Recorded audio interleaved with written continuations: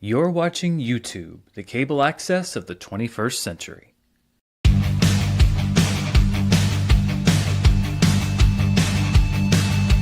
It's Wednesday, it's 4 p.m. where I am, and it's time to talk about movies and answer your questions. Welcome to Dan's World.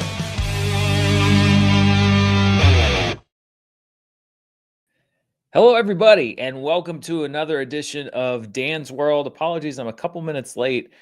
As always, there's some last-minute thing. There was a problem with my camera, so I hope I look all right. I hope I sound all right. It's weird. I adjusted my microphone settings at the old studio so that I'd sound a little louder. And then on last week's show, I noticed that it was like totally blown out, the sound. So the gremlins are switching up the settings everywhere on this, but that's a lot. That's live show. That's having a live show. That, as I have found, that's what having a live show is. And I was actually just going over some of the comments already. Man, some people already a little salty, I think, is a wake up, Dan. I trust me, I am well awake. I was desperately trying to troubleshoot some technical things here. And I also saw this comment, and I want to address this right away from Paul. The country's collapsing, but we're worried about a James Bond poster being altered, JFC. I've talked about this on the show many times before. I'm well aware that there are much more important things than what's going on in the world of entertainment and movies, etc., in the world. But that's what we do on the channel. That's what we cover. That's what I talk about. And trust me, when I broach too far to the other side, I hear the other argument saying, we don't want to hear about any of this stuff. I have never said that this is the most important thing in the world, but it's what I do. And it's what I like to talk about. And also, I just want to point out, because that's going to be our main story here today, we are going to talk about this whole James Bond thing. Looks like a low frame rate. Frame rate seems off. Yeah, I don't know. I don't know what to tell you. I honestly don't know what to tell you. I spent like 10 minutes desperately trying to troubleshoot something that happened with my camera. I don't know. It said that there was some kind of a 720p, 1080p thing. I rebooted everything. I restarted everything. And we basically got to the point where it's like, I don't do a show today, or I roll with what I can with the setup that I have. So trust me, I am going to be, it's not an internet thing like the first show that I did. It's just something that happened with the settings, which I have not changed at all since last week's show or any of the other previous shows. So I don't know what's going on, but I figured, okay, you know what? If the frame rate's a little off, I think it's better to do a show today than to not do a show today, because ultimately you can at least, I think, hear me, which is good. And we'll talk about this. Well, yes, all good. Thank you very much. This is one. We'll do it live. That's what we're doing. We're doing it live here.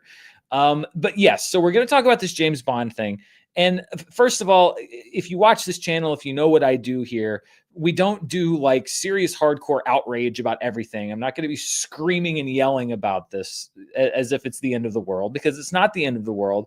And the other thing that we don't do here, if you're new to the channel, if you haven't seen anything, because I've noticed, because this story broke a few days ago, I noticed that this automatically got thrown into the tub of woke, not woke immediately. That's also not something that we do here on the channel. And I think that just automatically throwing it into that bin sort of makes this, it takes some of the analysis out of this, because it does worry me a little bit about what's going to happen with James Bond and Amazon. But for me, it goes a lot deeper than just kind of like painting it with one brush. I don't think this is the biggest thing in the world, but I think it may be a bit of a tip of the hand for at least how Amazon is viewing how they are going to position James Bond and the James Bond franchise and all of that. So let's get to it in case you didn't see this story. We're going to jump into it. And of course, as always, we will be taking your questions right here on the show. So if you have a question, you can leave it in the comments. If you want to send a super chat, I will definitely get to your question today. We're actually going to start with two questions that came in last week, right as I was wrapping up the show. So I wanted to make sure that I answered those because they came in last week. But first, let's get to this James Bond story. I don't know if you saw this. Again, this was a few days ago. Amazon Prime Video removed guns from James Bond posters, then stealthily took artwork down after online backlash. Of course, and this is a story that I've been covering for a while now. if you even missed that story, Amazon now owns the James Bond franchise. They bought out the Broccoli family that had owned the franchise for so many years. We know that Denis Villeneuve is going to be directing the next movie, but we don't know who the new James Bond is going to be. They're still coming up with a script. But you can stream the James Bond movies on Amazon Prime Video. And last week, some people noticed some, I think, rather poorly done thumbnails for the different movies. Not just poorly done as far as the photoshopping of it all, but the fact that it was obvious that there had been guns removed from pictures of James Bond with a gun. So the first one there, of course, Sean Connery with a bit of a clenched fist. I mean, he's got a whole history of the whole clenched fist, open hand thing, but it has nothing to do with guns. Complicated person. A View to a Kill, Roger Moore there. Apparently, either his jacket is too long or he got Mr. Fantastic powers because his arms have been extended there.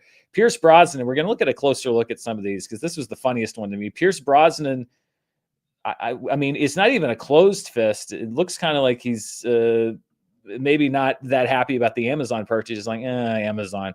Yeah, Pierce Brosnan not looking too great there. And then Daniel Craig got off pretty easily. They just cropped the image. He's holding a gun. He's still got the holster there in the picture, but the gun has been cropped out of the image. So just so you can kind of see a bit of a before and after, this is the one that I found. So with the Sean Connery one, this is what it looked like before. That is the after. So you can see they went in and they kind of changed his thing. So instead of holding a gun, he looks like he's just kind of doing a sassy, like, oh really pose. It's like something you might see on a runway, like at Fashion Week or something. That's not egregious. Poor Roger Moore. Again, look here. He needs to talk to his tailor, or something has happened because the sleeves on that jacket, he's got like a Slender Man thing going on. He looks like the James Bond. I think it was Tee, the James Bond henchman that had like the big long hook claw for a hand, and he had a big long jacket like that. But just poor, I think, Photoshop work done there. The sleeve at the bottom is like a different color. It's like that's just bad work. This one's the one I think is the funniest. Pierce Brosnan with a, I mean, is it so hard if you're gonna do the Photoshop anyway? I mean, I guess they're like, well, we don't want it to look like he's doing a boxing movie. So if we do the closed fist, it looks like he's doing like what I used to do on Schmodown thumbnails. But the open hand also doesn't make any what's because he's obviously supposed to be holding something. Like if you're going to go that ridiculous, like put a corn dog in there or like a churro at that point. I mean, that's just poorly done Photoshop work. But of course, people noticed, and then it hit social media, and then of course, I'm sure that it hit Amazon as well. And these images were pulled down after not very long. So, I mean, I think for me, it's almost like the Seinfeld joke when he suspects that his dentist converted to Judaism so he could tell jokes. And he says, oh, so you're offended as a Jewish person? And Jerry Seinfeld says, no, I'm offended as a comedian. I mean, those images more than anything offend me as somebody who has done some work, very rudimentary work in Photoshop, and can just see poor work. As someone who makes thumbnails and stuff, it just offends me as somebody who does these things on the internet. That to me, with those images specifically, was the worst. It was just poor work that was done. But the thing to note as well, because I went on Amazon Prime Video after this, when you look at the thumbnails that exist now, and these were pulled this morning for the James Bond films, number one, much better thumbnails. And there are different thumbnails for different platforms. So maybe those weren't necessarily meant for different platforms. But when you look at the James Bond movies, you'll notice that none of the images, and these are still images that are pulled from James Bond films, but it is true, none of these images available for the James Bond movies have James Bond holding a gun. Although I think because it is the logo, because that's the brand identifier, the James Bond logo is still unaltered. It still ends with a gun, but that's an animated gun, etc. And for me, again, things like this now, and it's because it's just the way that the internet works, and it's the way that a lot of people have made their brand. It immediately got thrown into this whole thing, like it's woke, it's not woke, etc., etc. I mean, again, I don't really subscribe to all that stuff. But the reason I wanted to talk about it and that I wanted to note it, and again, it's not, I'm saying it's the most important thing in the world here, but I think it may be a bit of a hint as far as what Amazon may have in mind with how they're going to handle the James Bond franchise. And it's a little bit of what I was worried about when they bought it, which is that it basically becomes, contentized. And so the view with James Bond is, okay, we have all these pictures of James Bond holding a gun. Obviously, gun violence is a real and very demonstrable problem in the United States and to a lesser degree around the world. And so there was somebody who obviously came up with the idea, and it seems like it still carries through because none of the current images that are much better have Bond holding a gun either. But it's the idea of, okay, we're going to try to stray from controversy, or we're going to try to make sure that there's no, that no one can object to these images of James Bond. So we're going to depict him in this way, even though as a secret agent, him carrying a gun is something that he just does. I mean, the Walther PPK is one of the probably 5 things that is most known about James Bond. And that's what worries me a little bit, is if that is the approach to the character overall, if it's this idea of like, we invested multi-hundreds of millions, billions of dollars into this brand, and so now we are going to try to make the brand as inoffensive as possible because we are trying to protect our investment. And I know we're extrapolating, but you can sometimes tell bigger things from smaller things like this. And that's my worry as a James Bond fan. I've seen all the movies multiple times. I've got a big video project that I've been working on all year, that piece by piece about James Bond and all the different movies. That's what worries me the most, because the character of James Bond is in many corners controversial, especially when you look at the portrayals going back to the 1960s. But I think even in general, I think when they're in the sort of Daniel Craig era and some of the darker takes, he often will operate in the gray areas. What the things that he does, they aren't always objectively good. He is sometimes forced to take questionable action, sometimes just because of his character. He takes questionable actions.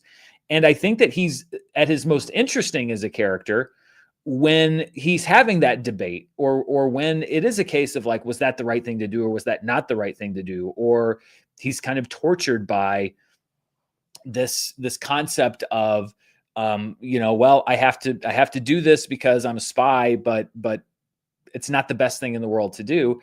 And if you're approaching the character in this way and basically saying, we're going to try to make him as non-controversial as possible, then I think that really rounds down the edges of James Bond. And at that point, he just becomes tuxedos and martinis and the theme song and everything that we've seen many times before. And they've done that before. They've strayed into that territory before. But I think when you look back at the history of the franchise, often that is the franchise at its least interesting.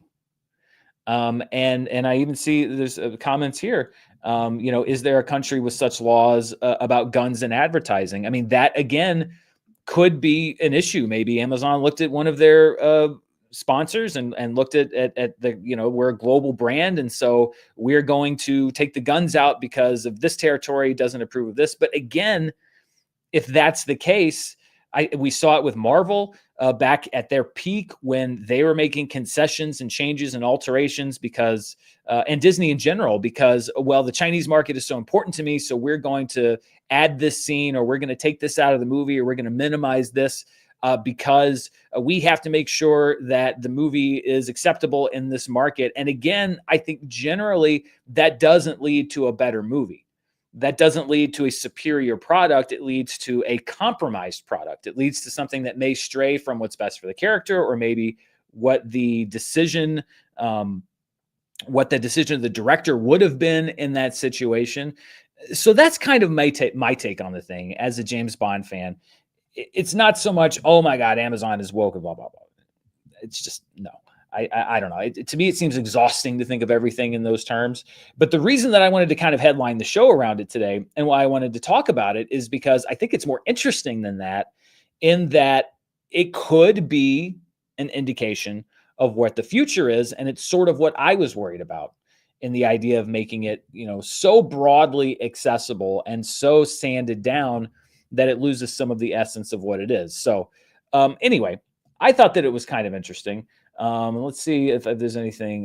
Didn't Thunderbolts also remove guns from the poster when it was released for Disney Plus? They may have. I don't know. I have not seen the Disney Plus marketing material. Let's see. Is the stream audio out of sync for anyone else? There is always a little bit of a sync issue with the audio, but I've tried to fix that as well. I understand that the streaming is not perfect. I'm trying to fix as much as I can from my side.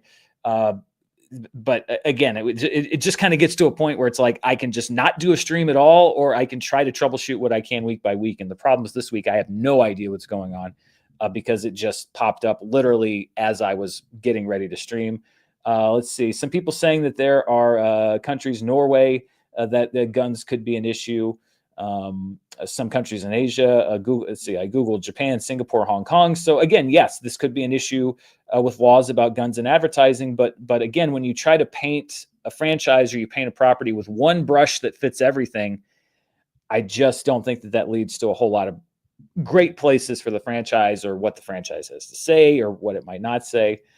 And really, to be honest, it was like 60 to 70% wanting to make that point, and like 30% just because I wanted to talk about this image some more, because I just think I think this is objectively hilarious. Like Slender Man Roger Moore is funny, mainly because of the look on his face. It's like it's sort of like a fountain scenario where like he saw what was going to happen to himself in like 40 years, and he's like, I can't believe this. But this one is that the big old meat fist Pierce Brosnan with the open like the closed fist would even look ridiculous, but not as dumb as that, because it's like an arrow saying something is supposed to go here. And then again, the whole it's almost like he's describing the whole situation. That was like 30% of why I wanted to do this story, because that's just funny to me that somebody would be on Photoshop and assuming that it's just not just AI, and they do that and they look back and they go like, yeah, that looks good. And then there was at least one level, and if I know Amazon, then multiple levels of approval where other people whose job it is to approve graphics looked at that and said, yeah, no, that's good. Yeah, no, I don't see any problem with that. I don't see anything wrong with it. Yeah, let's go with it. And that's the one that they went with, and they got away with it for about, I think, 24 hours. Maybe a little bit less. That's not shocking to me. Kind of a fun story. That's the only main story that I've got prepped for today, just because this is kind of a looser show, and I guess it's probably pretty good, because if the stream's an issue, then I don't know how long people are going to want to watch.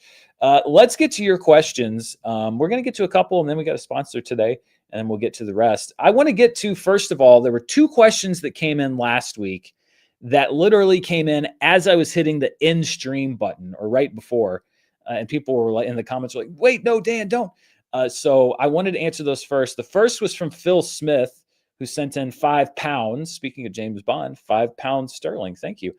In the UK, we're getting silent classics mixed with modern bands, Radiohead and Nosferatu, Pet Shop Boys and Battleship Potemkin. Are you getting those in the USA? I think I remember maybe seeing like limited screenings of stuff like that, but it's not something I've seen widespread around the country. So no, not commonly, but that sounds fun. I'd love to go see Radiohead and Nosferatu. That'd be great. And then Jan Habtemichael sent in one saying, Wahoo, Dan, that FSU at UVA game was intense. Florida State, Virginia, double overtime, a UVA grad. Yeah. So on last week's show, we had Florida State was coming off of our first loss of the season at University of Virginia. It was a crazy game, back and forth, double overtime. There was a field rushing at the end that literally stampeded over like one of our receivers and one of UVA's defenders as well. They just disappeared into a crowd. And it was a great game. And I was very happy that, Florida State stayed in it as long as they did. I was worried that they were going to overlook Virginia. I came into that game saying like, this is a tough game. Virginia doesn't look terrible this year. And we were looking ahead to the Miami game, and then Florida State played Miami this past Saturday. We lost again. But I have to say that, yes, 2 losses in a row. I think I said this on the show last week. I was not one of the people expecting an undefeated playoff season from Florida State this year. We won, 2 games last year, and we were lucky to win that. the fact that we were competitive in the games that we're playing, and then really the Miami game, because it was a blowout.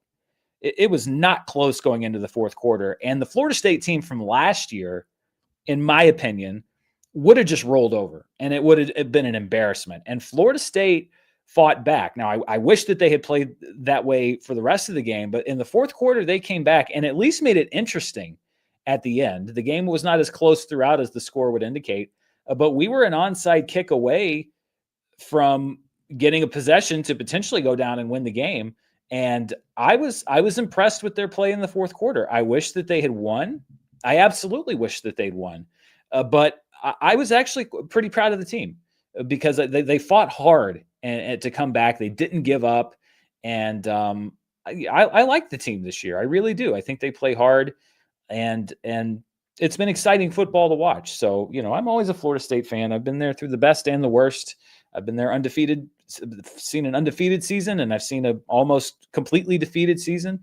And even though we've lost the last two, I'm happy with the team. I think that they played well. So congratulations to a fan from Virginia. I hope you enjoyed that victory. I've been watching your team. Again, the team doesn't look bad. They had another overtime game, I think, this past weekend that they won. So, yeah, that's awesome. All right. Let's see. You know what? Before we get into your questions, because I want to just kind of roll through them as I can, and so I don't have to interrupt.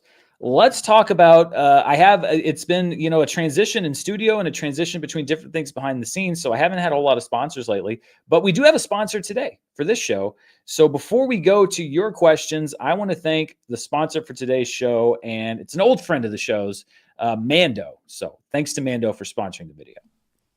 This video is brought to you by Mando. Fall's here, but if you think the dropping temperatures mean that you don't have to worry about smelling great, you've got another thing coming. You may not be able to wear a sweater all year, but I am a sweater all year. October can still pack some heat down here in the South. Plus, put me in a Thanksgiving game of pickup football, and I'm drenched like it's the middle of July.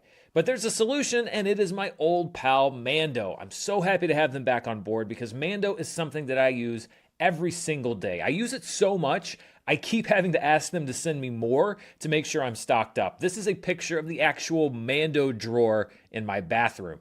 Mando isn't a deodorant that masks bad odors. It prevents bad odors before they start, controlling sweat and odor for 72 hours. It has clinical strength, is twice as better at controlling sweat than the standard, and Mando uses premium ingredients like mandelic acid to keep you dry and smelling your best. I use Mando in the shower, I use the spray-on, I use the stick deodorant, and I've got Mando wipes on hand in case I feel like I need some in between freshening up. And I can honestly say that I don't worry about how I'm smelling, no matter how much I might be sweating.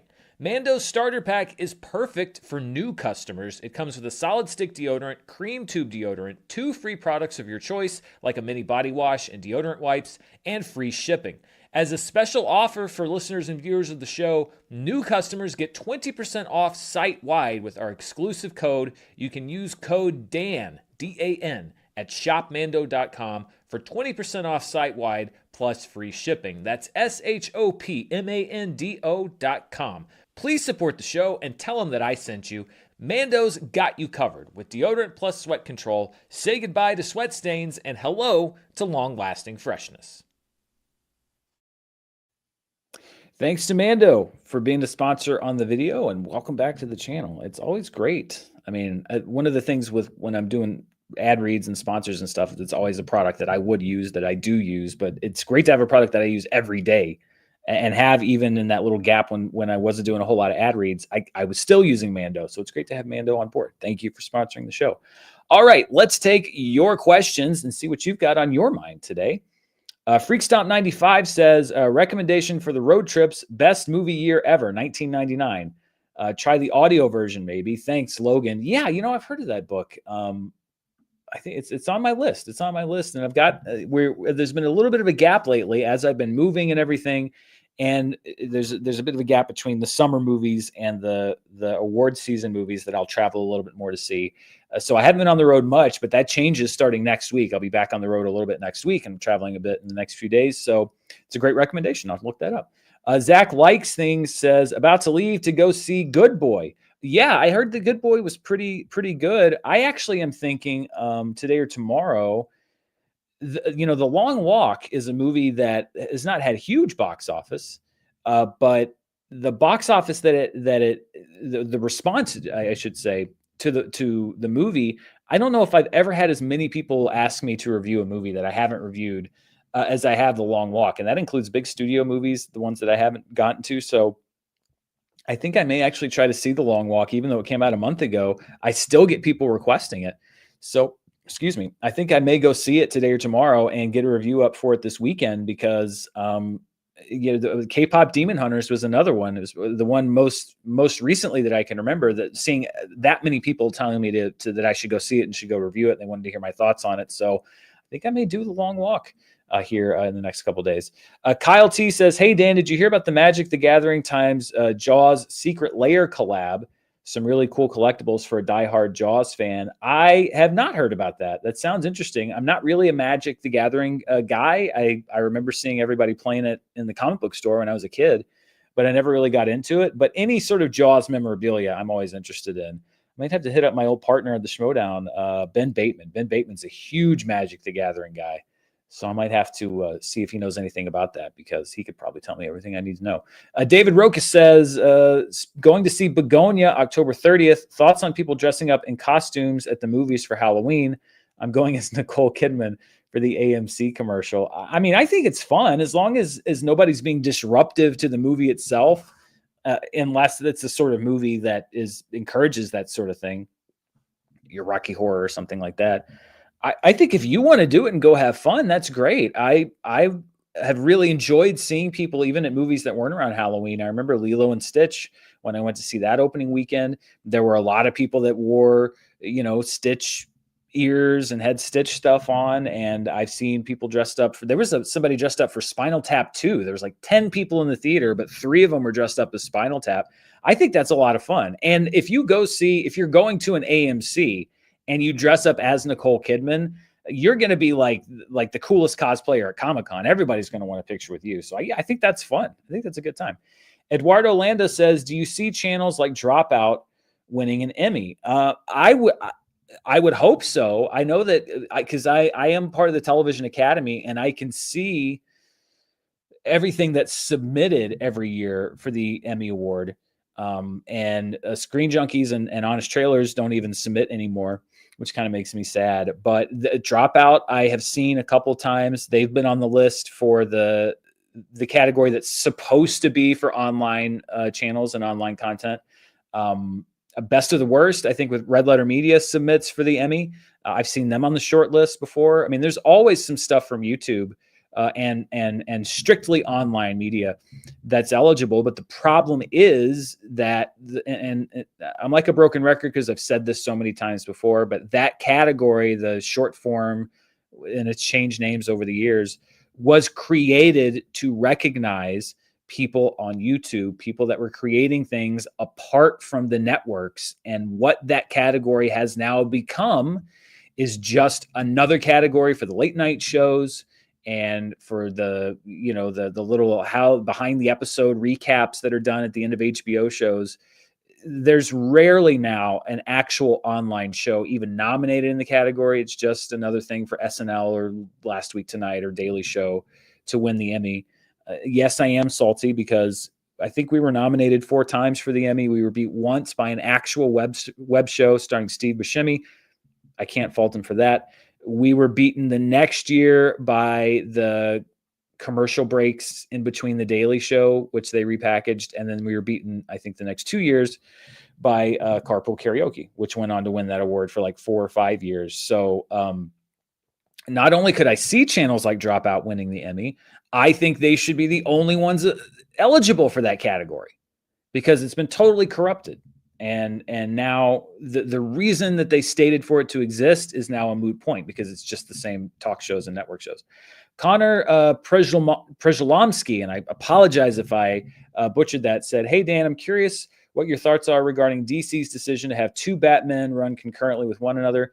Do you think it will oversaturate the character or divide fan bases?" I mean, there's so much focus on Batman right now, and I get it, but we don't know yet the release structure necessarily, and the tone of either one. I mean, there's so much that's still yet to be determined.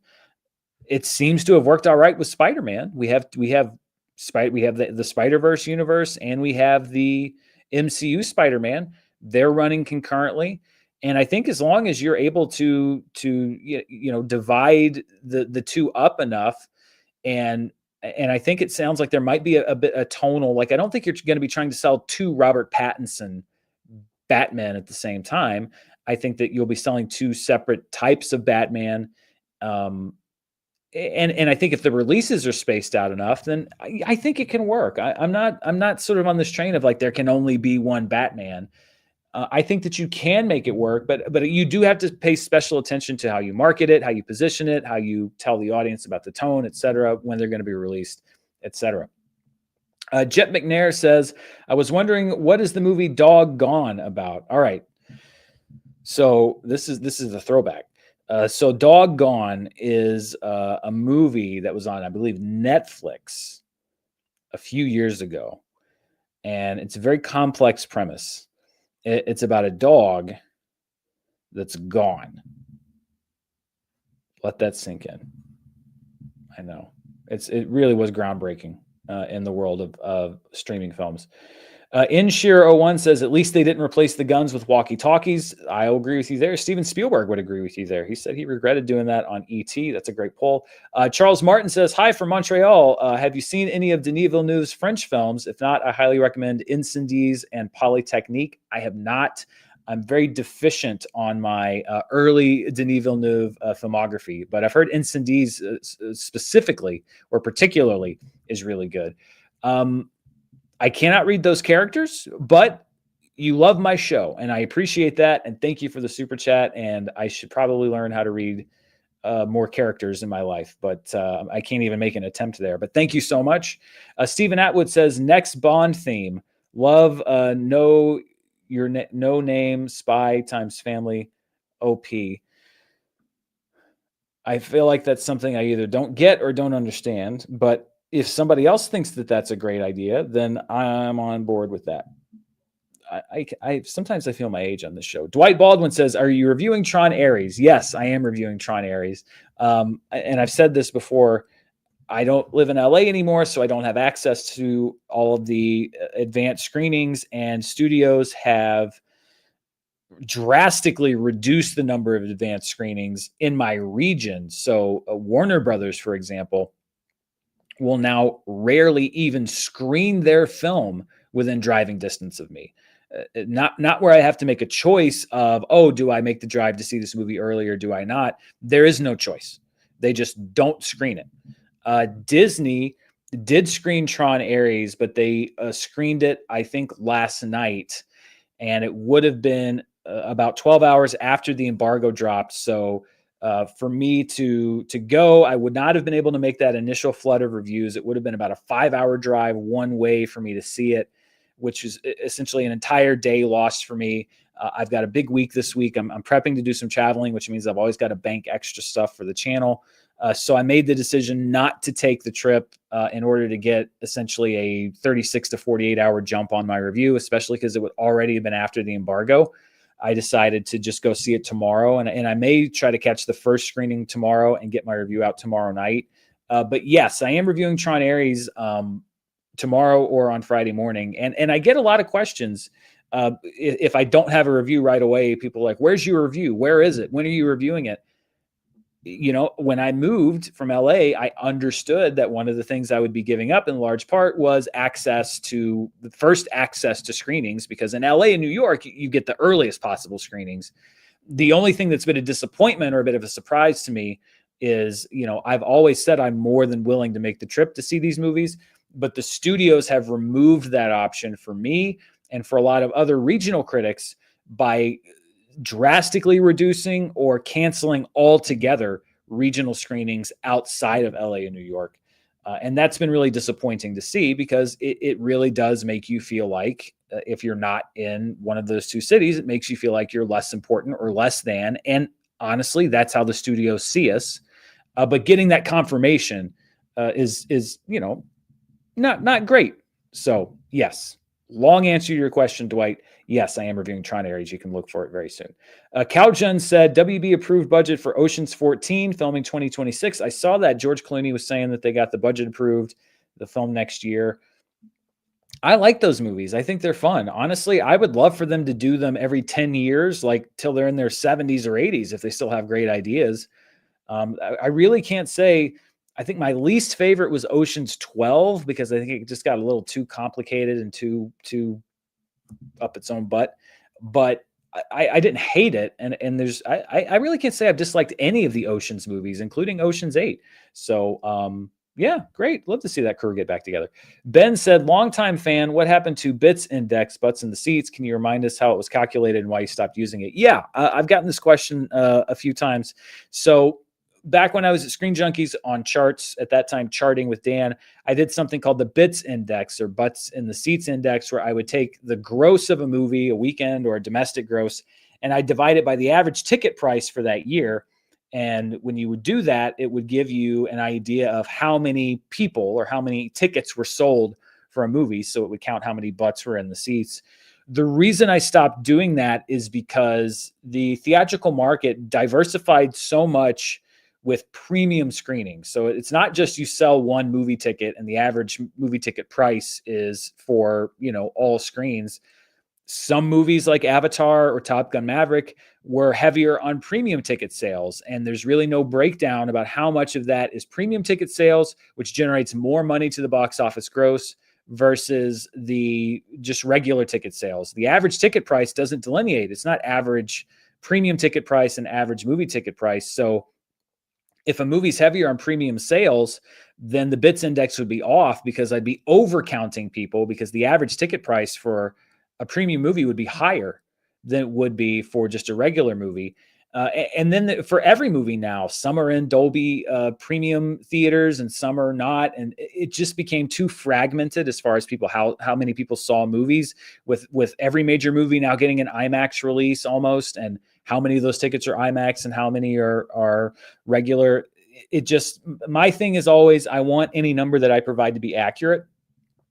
And I just did not feel like using that particular calculation was accurate anymore because of all the premium screening that's available now. So that's why. Film Chirp 42 said, are we going to beat 2024's box office this year? Well, we are, as of now, at the end of September, we were narrowly ahead of where we were this time last year, but we've really got to have a great close to the year. I mean, Zootopia 2 and Avatar and Wicked and all the other movies have to really, really perform well because we've been losing ground. And I think that when we look at October, we may even lose a little bit more ground. I wouldn't be shocked if we were basically even with 2024 going into November. So it's going to be way closer than a lot of people had hoped. And we've really got to do great business for the last few months in order to do that. But we're on track to. Zach Likes Things says, Long Walk is the top 5 of the year for me. Get to it. Yes, sir. Freakstomp 95 says, saw Good Boy on Sunday. It was very well made. I've really heard good things about it. I think that I'm going to try to, at a minimum, I'll watch it when it hits streaming. I've just been pulled in a lot of different directions these last few weeks. Golden Eagle 92 says, hey, Dan, huge fans and Screen Junkies. First time catching you live. Appreciate the balanced approach and not stooping to easy clickbait. Thank you very much. It's less lucrative, but it's just the way it's not even just the way it's not like a morally superior thing. It's literally just, I just wouldn't enjoy doing it any other way than the way that I do it. This is where I find satisfaction. If I wanted to just work and do something that was just kind of empty, I can make a lot more money doing other stuff that I didn't really like, but that was lucrative to me. Like, I enjoy what I make, and I'm proud of what I make. And I feel like it serves some kind of a function. So I appreciate that. Thank you. Because that's the only way I know how to do it. Roman B says, do you think the next Avengers movie has a chance to be over $1 billion in box office again? Sure. I mean, if it's good, if it really pays off on the premise and bringing Robert Downey Jr. back, then yeah, I think it definitely has a chance, but it's not a slam dunk. I mean, 6 years ago, when the last time there was an actual Avengers movie, the idea of it not making $1 billion was laughable. I'd really say the last Avengers movie where there was any question about it not making $1 billion was the first one back in 2012. And that's just because people didn't know, it was kind of an unknown quantity. And it blew past that, obviously. So yes, I think it definitely does, but it's not automatic. It's not word of mouth proof. I think the odds are pretty good. If I was going to lay odds, I'd say yes, but it's not quite as like, oh, it's definitely going to do that, regardless of quality. That's where we were last time. I know we're a little short, but it did only do one story today, so I've only got a couple questions left here. So if you want to send in a super chat, now would be the time, and then I'll try to do a lap around the comments, and then we'll get out of here a little early today.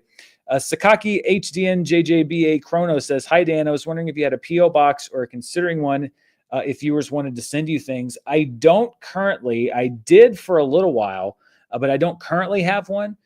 It's been a bit of a chaotic couple of years for me, so I haven't had something like that. But if I do, I will make sure that people know about it because I always struggle because people say, I want to send you this or I want to send you that, and I appreciate that, but it's like I never want to feel like I'm taking advantage or it's I don't know. I have a hard time accepting compliments and thinking that people genuinely like what I'm doing, and it's all stuff that I work with my therapist on every week and will for quite some time to come. Mercurial Funk says, "Hey Dan, love the channel. Want to recommend an underrated show called Bloodhounds.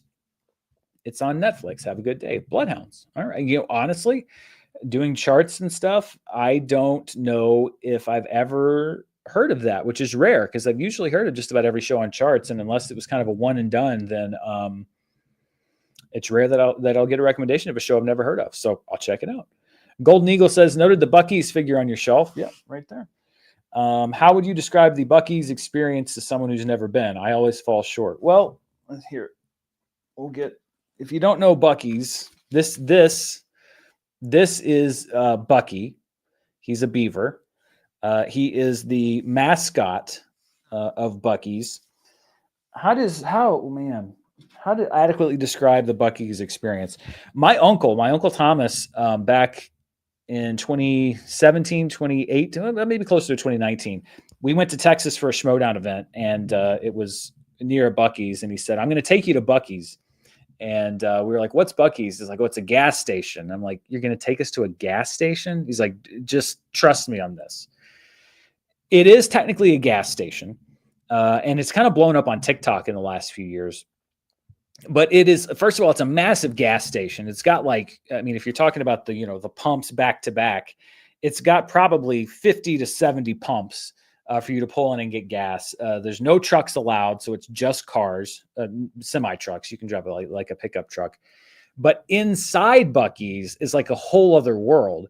So it is the world's biggest convenience store. If you walk into Buc-ee's, and every Buc-ee's is pretty much the same as far as the layout goes. Over here to your right, you have your basic convenience store stuff, your chips, your candy, your bottled drinks. But just that part of the store is probably twice as big as your average convenience store. And the other thing about Buc-ee's is they carry some brands, but they make almost everything in Buc-ee's is Buc-ee's branded stuff. So it's Buc-ee's branded candy, Buc-ee's branded chips. And the thing about everything that I've ever bought that's Buc-ee's branded is it is delicious. It is so much better than what the big companies will pump out. So they make almost everything in the store is Buc-ee's branded. So that's what you got over here. Then you walk forward. There's always very nice people at the register on the sides as you walk in. When you walk forward, back here, you've got your self-serve soda machine. Again, a lot of it is Buc-ee's branded soda. All the way in the back are the bathrooms. They're big, they're luxurious, they're immaculate. They keep them immaculately clean. So they are the cleanest bathrooms you can find. Plenty of room. The stalls aren't stalls. They're actually enclosed. So you have it's not like a floor to ceiling door, but it pretty much is. So you feel like you have some actual privacy when you go to the bathroom.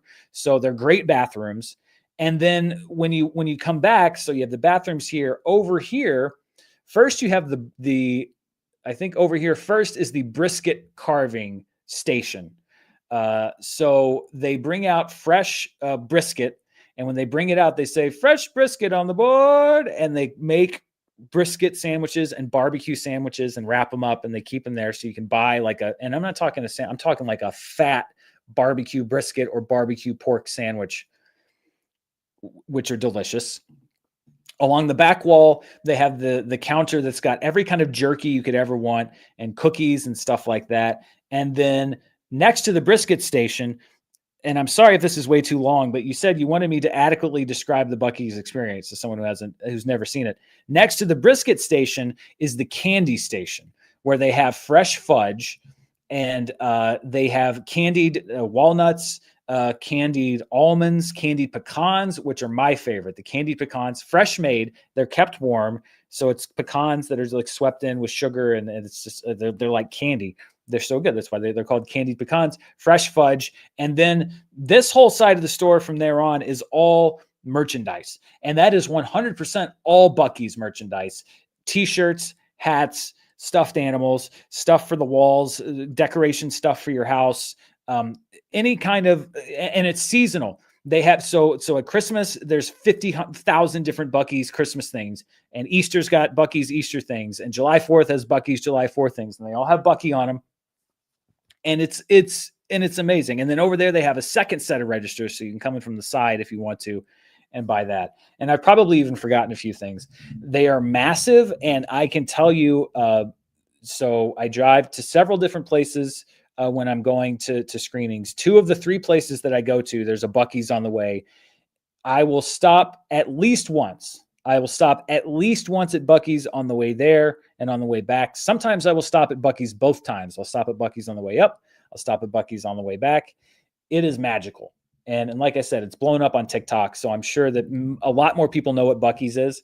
But yeah, that's my brief. I guess we're not running short anymore. That's my brief, like 8-minute explanation of Buc-ee's. It's really quite something. Carlos Roleri says, "Hi, Dan. Greetings from Argentina. Hope you're doing good. One question. For any chance, have you heard David Cornsweat's theory about Casino Royale's intro about how Bond got his 00? It's really cool." Yes, I did see that video. I forget exactly what his theory was, but I remember thinking it was interesting. I don't know if I necessarily agreed with it, but I thought it was interesting. I love that we're casting Supermen. We've had 2 consecutive movie Superman that are like huge kind of nerds. Henry Cavill, building his own computers and super into computer gaming and D&D and stuff like that. And then David Cornsweat, who's got his own James Bond theories on the intro to Casino Royale. I love that. I love that we're casting nerdy Supermen. Film Chart 42 says, "Any interest in Anemone? I thought it was great." Yes, but I don't know. The response wasn't enough for me. Like, I have to go see it this weekend, and I don't even know if it's going to be hanging around for another weekend because it didn't do very well. I'll catch it probably for awards purposes later in the year. Tails J said, "Finally saw Elio with the family who liked it. Kids didn't want to see it in theaters because they didn't like the trailer, but it was good." I agree. I really liked Elio, and I've taken a lot of heat for liking Elio, but I liked it. I thought it was great. Michael Hayter said, "Excited for Black Phone 2. Yeah, I'd say that I am. I don't think I'm going to see that one early. No, because I had to choose between going to see Black Phone 2 early and going to see Frankenstein next week on the big screen.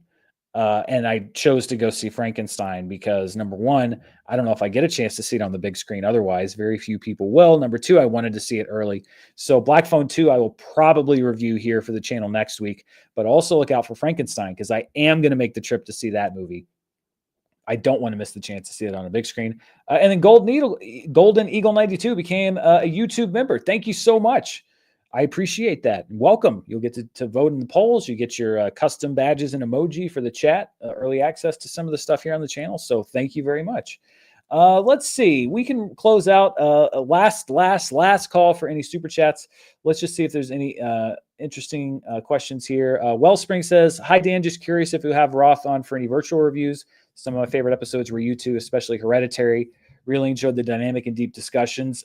No plans for that, just because Roth is sort of kind of doing her own thing. It was weird, though. I don't know if you saw my post, and I think I may have talked about this on the show charts as well. After I came back when I was in LA a few weeks ago, I met Greg Alba, and we were hanging out for a bit, and we were down in Burbank and by the AMC there, and Roth just comes walking by. So I got about 10 minutes to talk to Roth and catch up with her, and it was great to see her. And I also enjoyed doing reviews with her. But no plans for Roth here on the channel. I'm trying to work on some other plans to bring some friends over, but nothing currently. Twincast says you're making me want to fly across the pond just to visit gas stations of all things. It really is something. Most things I say like, they're overrated. Buc-ee's is not overrated. Golden Eagle 2 says they're also clean. Yes, they're definitely clean. Just Googled Buc-ee's. Wow, looks so fun. Quite frankly, I mean, I love that Mando is a sponsor, and I use Mando, and I'm a fan of Mando. Buc-ee's, if you want to jump in too, I will enthusiastically support you here on the channel. Because like I said, I won't take anything on that I'm not like 100% behind and wouldn't use myself. Buc-ee's, loyal fan. You don't need, probably doesn't, I don't know if I've ever seen a Buc-ee's ad. I've only seen billboards on the highway. I don't even know if they advertise, but it's quite something. Paul Hodges, Dan, why are you making me excited over a gas station? I was excited too. I had everyone's same skeptical. John Bainbridge, not often that you hear a glowing review of a toilet. I will agree with you. It is not often, but it's not often that I can give a glowing review of a toilet. Let's see. Ken the Hobo agrees with me. Buc-ee's has the best bathrooms, the best. Clay Finley, if you died, you were on your way to heaven and you need to pull over for a bathroom break, Buc-ee's is where you'd stop. I agree. It's really good. It's really good. Ty Saban are worried that the new Avengers will be too convoluted. Yep, we'll see about that. I'm just very happy here to see that Buc-ee's is just so popular beyond me. Yeah, we're really part of the converted. All right, I think this will be the last question because it's the last one that came in. Then we'll wrap up the show. Golden Eagle 92, thank you once again, says Alien Earth and or Peacemaker review. Alien Earth was on my to-do list. Things just got too hectic and crazy while I was moving. So I think that the window may have closed on Alien Earth. And honestly, I was kind of disappointed in the finale of it somewhat. I thought that it was a great setup. So I think if I was going to rave about it and really wanted to kind of, if it had stuck the landing, then I may have made the time just to spread the word. But because I'm so kind of mixed on it now, it just kind of fell down the list. Peacemaker, I'm going to absolutely try to get a review of that up. Let's see, the finale's tomorrow night. I've got a pretty crowded schedule for the next few days, but I am going to try to get a Peacemaker review out by the weekend because it's been an interesting season so far. I'll be curious to see how they wrap it up. Job 3RG says, or Joe Berg perhaps says, finally get to see you live, even if it's just for a little bit. Just saying hi on my way to work and can't wait to watch the VOD over lunch. Thank you. Apparently, the frame rate's a little stuttery, so I apologize for that, but hopefully the sound's better than last week, and I can figure out what's going on with the picture this upcoming week because I have no clue. All right, I think that's it. I think we did a show and we ended up, listen, thank you to Buc-ee's. It took us close to an hour. I thought we were going to come in short, and then the Buc-ee's question came to the rescue. As I mentioned, I'm going to have a review of Tron Ares either late tomorrow or on Friday morning. I am going to be working on getting you a Peacemaker review. I may get a review out for The Long Walk if I can get that into my schedule. I'm just trying to cram a lot of movies and a lot of different stuff and projects into a few days before I'm traveling. So be on the lookout for at least 2 of those things. And of course, next week, unless we're preempted for some reason, which actually, now that I think about it, actually, I'm glad I did think about it, because next week I will be on the road next Wednesday to see Frankenstein. So there will not be a live show at 4:00 next Wednesday because I'll be on the road. And then I also have something on next Thursday, but I may be able to still do a live show. So stay tuned. I'll try to put up a community post next week as soon as I know more. We may either have to skip next week's live show, or we will have to do it on Thursday instead of Wednesday. So we will be preempted for at least a day next week, but thank you to everybody who sent in a question. Thank you to everybody who tuned in. Thank you to everybody who is being patient as I try to figure out whatever these technical problems are. Hit the subscribe button if you're new here to the channel. Be sure to like this video, share this video. I'm trying to get more traction on these live streams, although if they keep looking like garbage, then it might be a little bit tougher, but I'll work on that. And tell your friends, because I like doing what I do, and I'd love to keep doing it. So thank you much, everybody. I'll see you next time.